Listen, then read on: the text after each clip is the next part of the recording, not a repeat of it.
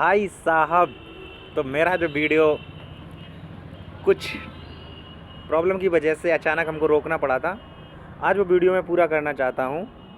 और आज अच्छी खबर ये है कि वो अकाउंट हमको जो है मिल गया है।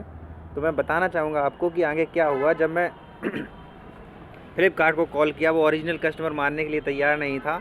तो फिर क्या हुआ जो है, मैं परेशान हो गया उसको समझाते, लेकिन वो नहीं माना भाई साहब कि ओरिजिनल कस्टमर लोकेंद्र कुमार यही है। अच्छा, फिर जो है मैं परेशान हो गया था इतना ज़्यादा कि भाई 16,048 रुपये का फ़ोन वो बुक कर चुका था। तो मैं अगले 5 मिनट के बाद फिर मैं उसी को फ़ोन किया।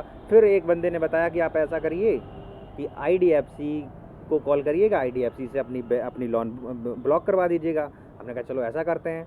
IDFC हमने फ़ोन करा, IDFC में हम मेरा जो है अकाउंट वहाँ उसने देखा तो हमारी लोन तो वहाँ दिखा रही थी, बट वो कह रहा नहीं, लोन नहीं दिखा रही थी, बट वो ये कह रही थी एक्चुअली उस दिन पड़ गया था सैटरडे। अब वो ये कह रही थी कि लोन डिपार्टमेंट में भाई साहब कोई बैठा नहीं है, तो संडे और सैटरडे आपको रुकना पड़ेगा, मंडे को आप कॉल करिए। अब मैं फिर परेशान कि अब मान लो नहीं हो सकता हो, क्योंकि दिल्ली के एड्रेस पे उसने फ़ोन बुक किया है, तो अगले 2 दिन में हर हालत में डिलीवर हो जाना था। तो अब IDFC भी हमारी कोई मदद नहीं कर पा रहा था।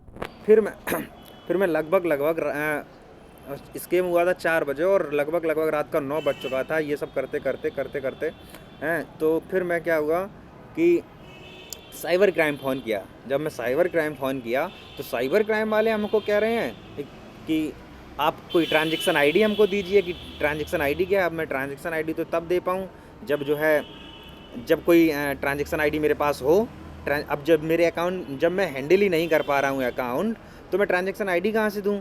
ठीक है, अब ये समस्या। और वो कह रहे हैं कि मैं केवल बैंक का ही कर पाऊँगा।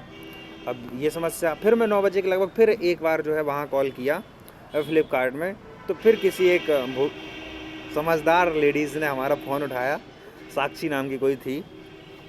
उन्होंने मेरी प्रॉब्लम समझने का प्रयास किया और प्रॉब्लम समझी। उन्होंने क्या किया कि मेरा वो वाला ऑर्डर जो है कैंसिल किया।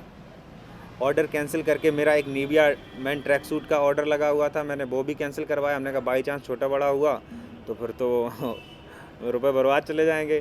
तो फिर मैं दोनों ऑर्डर कैंसिल करवाया और मेरी लिमिट जो है, जो होनी चाहिए थी, हो गई। रिफ़ंड आ गया सारा कुछ। जब रिफ़ंड आ गया, अब मैं उस दिन का तो चलो ठीक, लिमिट मेरी वहाँ की वहाँ रुक गई। अब मुझे थोड़ी सी राहत की सांस हमने ली। जब मैं राहत की सांस लिया तो मैं फिर जैसे तैसे सो गया 11 बजे के लगभग। फिर मैं अगले दिन फिर फ़ोन किया, तो रोज़ इनका यही ड्रामा चलता रहा फ्लिपकार्ट वालों का। तो उसके बाद फिर जो है मेरी रिक्वेस्ट रोज़ रेज होती रही। रोज़ जब जितनी बार मैं कॉल करूं उतनी बार रेज हो जाए। बोले कि आपकी रिक्वेस्ट कभी बोले तो 12 तारीख को रिज़ॉल्व होगा, उसके 12 को मैं कॉल करूं तो बोले 13 को रिज़ॉल्व होगा, 13 को कॉल करूं 14 को रिज़ॉल्व होगा। फिर मेरे पास फाइनली एक कॉल आई एंड वहाँ से रिटर्न कॉल आई। तो उसने 15 तारीख को हमसे बात किया। उसने बताया कि आपका अकाउंट जो है अगर हैक हुआ है तो आप हमको एक अपनी पर्सनल आईडी भेजिए, गवर्नमेंट आईडी भेजिए, जिससे हम आपका वेरीफाई कर पाऊँ कि वो आपका अकाउंट था।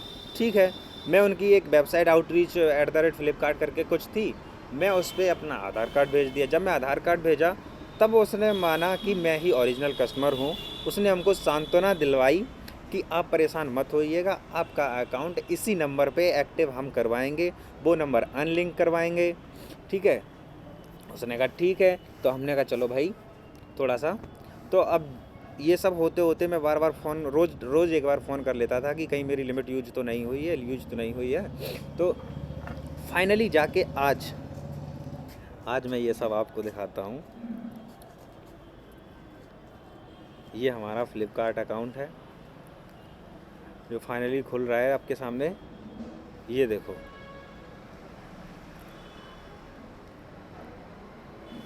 नेट थोड़ा स्लो है।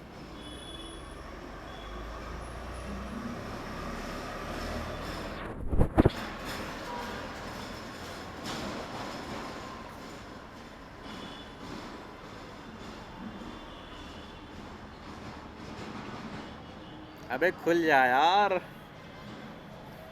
भाई साहब खुल जाओ, वेट कर रहे हैं लोग।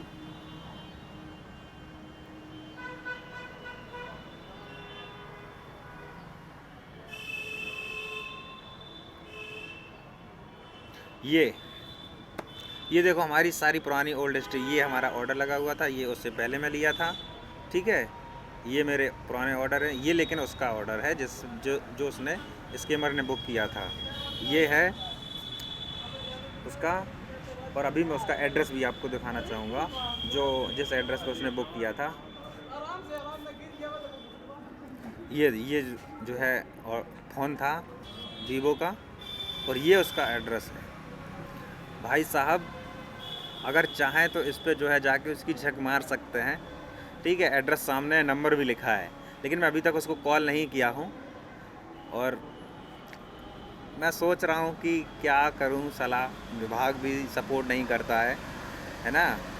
तो ये सारी चीज़ें हैं, और वर्तमान में जो हमारी लिमिट है वो भी हमारी उपलब्ध है।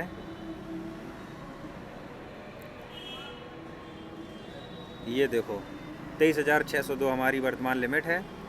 तो भाई साहब मैं सिर्फ आपसे यही कहना चाहूँगा कि सावधान रहें, सतर्क रहें, अनूप सोनी वाली बात याद रखें, और जो है अपना किसी भी प्रकार का इन्फॉर्मेशन किसी को भी शेयर ना करें, किसी को भी शेयर ना करें, ये हमारी रिक्वेस्ट है। नहीं तो शायद मैं तो रिकवर कर लिया हूँ, आप ना कर पाएँ, तो ये बड़ी समस्या है।